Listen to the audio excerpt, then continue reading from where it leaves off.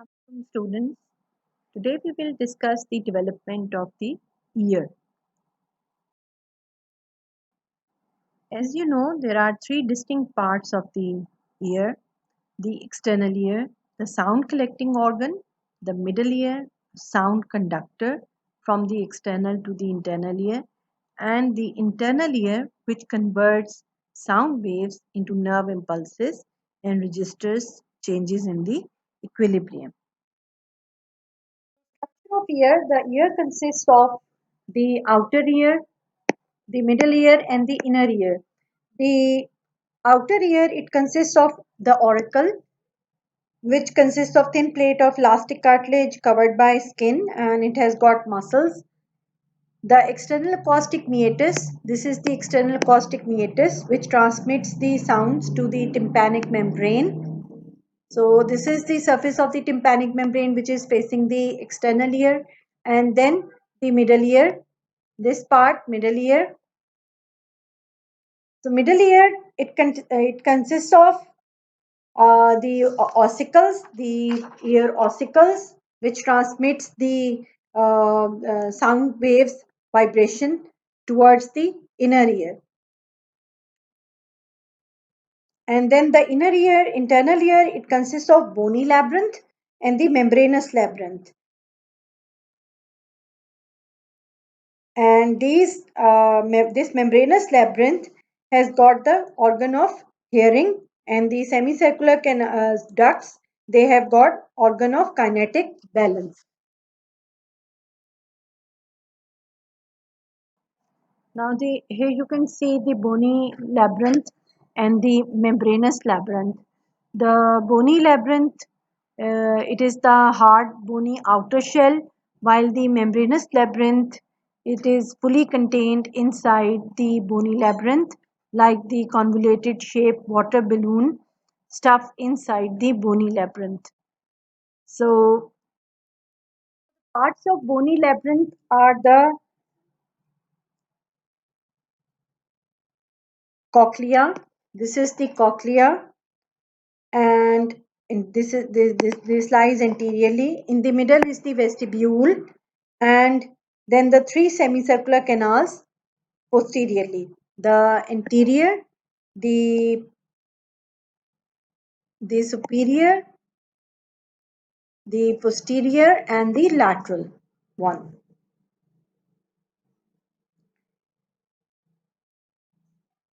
Now this is the part of bony labyrinth.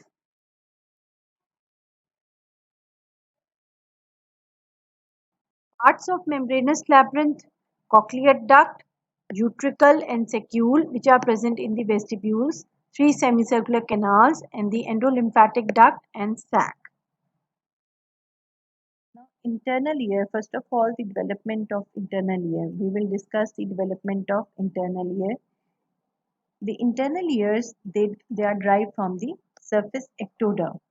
So, at the 22nd day of development, there appears thickening of surface ectoderm on each side of rhombencephalon. Now, as you can remember from your previous lecture on the development of eye, that the eye placodes, they develop from the surface ectoderm on the 22nd day of development at the region of forebrain. So, the internal ear, it develops from the thickening of surface ectoderm on the 22nd day on each side of the rhombencephalon. Now these thickenings, the otic placodes, now they are known as otic placodes. Otic placodes. They invaginate rapidly and they form the otic or auditory vesicles. Now you can see here, these are the otic placodes. Otic placode, and this otic placode is invaginating, and then otic pit is formed, and then ultimately the connection with the surface ectoderm is lost, and this is the otic vesicle. Now during separation of this otic vesicle, some of the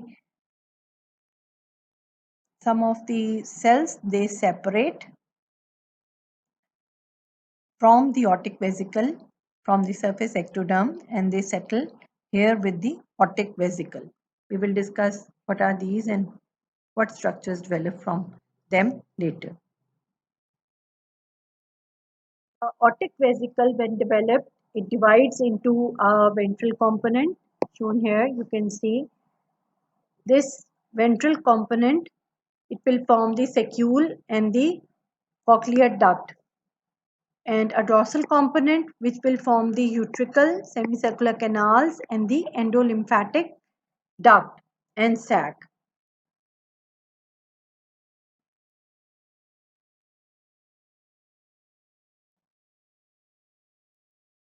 Development of cochlear duct. Now the saccular part of the otic vesicle, this is the saccular part of the otic vesicle, it forms the primitive saccule. During the sixth week,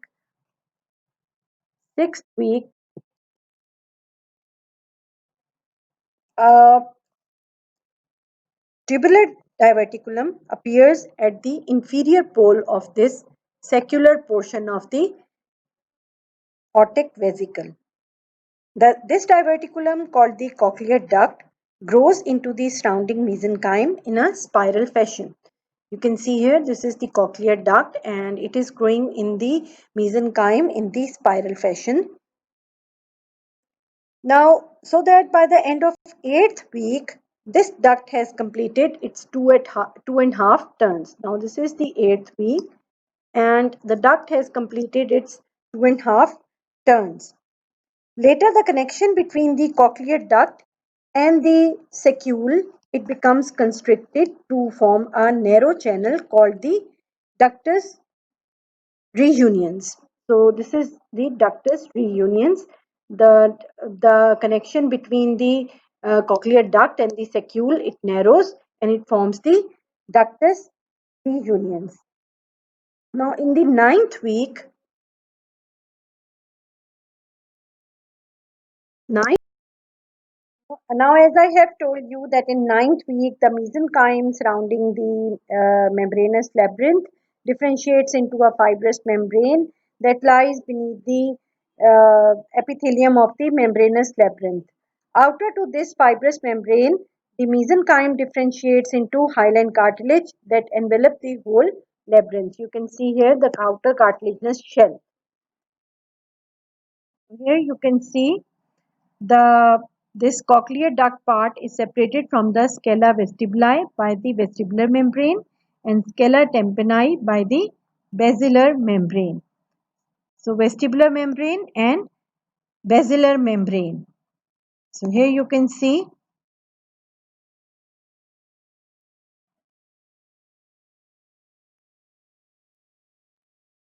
the lateral wall of the cochlear duct remains attached to the surrounding cartilage by the spiral ligament.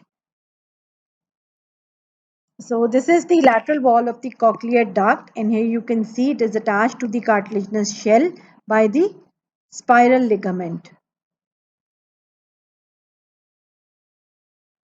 Whereas its medial angle is connected to and partly supported by a long cartilaginous process, the modulus. So this is modulus. This is initially cartilaginous. This is modulus. The future axis of the bony cochlea. Now this modulus will form the future axis of the bony cochlea. Initially, the epithelial cells of the cochlear duct are alike. With further development, here you can see the cells of the cochlear duct are alike, but with further development, however, they form two ridges.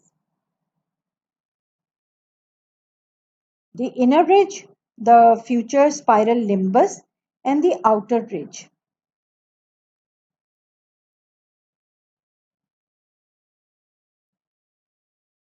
So here you can see the inner ridge. This is the inner ridge and this is the outer ridge. Inner ridge and outer ridge.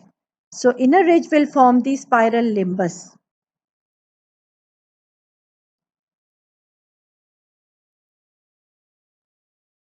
The outer ridge forms one row of inner and three or four rows of outer hair cells, the sensory cells of the auditory system. They are covered by the tectorial membrane, a fibrillar gelatinous substance attached to the spiral limbus that rests with its tip on the hair cells. You can see the neuroepithelial cells. These are the receptors for the hearing, and the tectorial membrane, and how the hair are protruding from these cells, and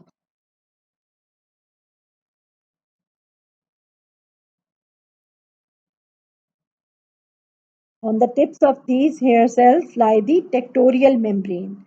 The sensory cells and the tectorial membrane together constitute the organ of Corti. So here you can see this is the outer hair cell, outer ridge, which develops into the um, uh, outer and inner hair cells, which are the receptors for the hearing. And this is the tectorial membrane, which is present on the tips of these the hairs of these cells. Impulses received by this organ are transmitted to the spiral ganglion and then to the nervous system by the auditory fibers of the cranial nerve 8th, vestibulocochlear nerve. These fibers are emerging from these cells. Here you can see the auditory nerve fibers.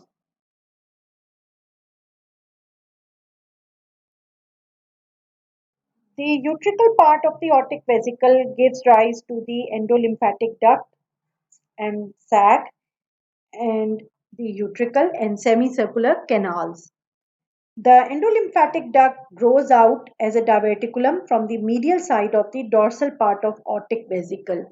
So this is the endolymphatic duct which is growing out from the medial side of the, here you can see,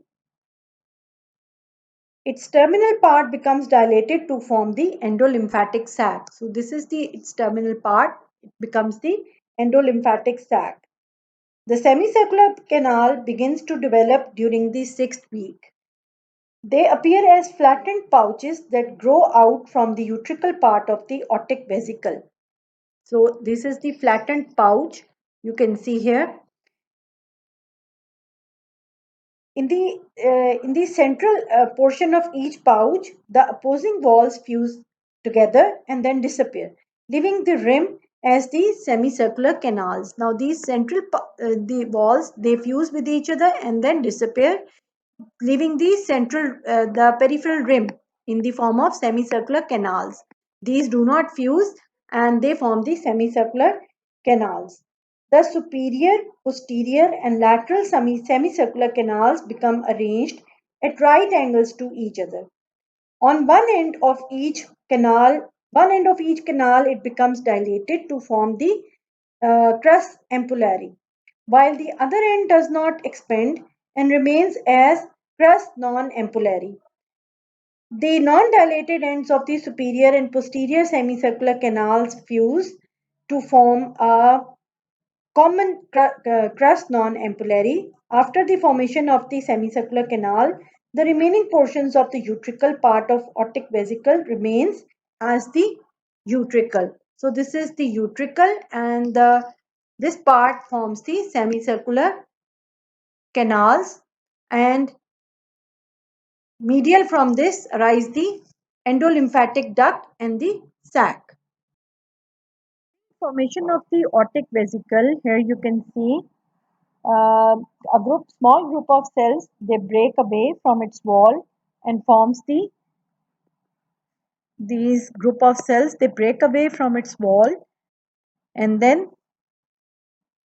with the cochlear duct, every section of cochlear duct, they form the statoacoustic ganglion or the vestibulocochlear ganglion. Other cells of this ganglion are derived from the neural crus cells. The ganglion subsequently splits into cochlear and vestibular portions, and which supply sensory cells of the organ of Corti, and those of the saccule, utricle, and semicircular canals respectively. So here you can see this is the cochlear part, and so the vestibulocochlear ganglion, cells of the vestibulocochlear ganglion are derived from the aortic vesicle and wall of the aortic vesicle and the neural crust cells.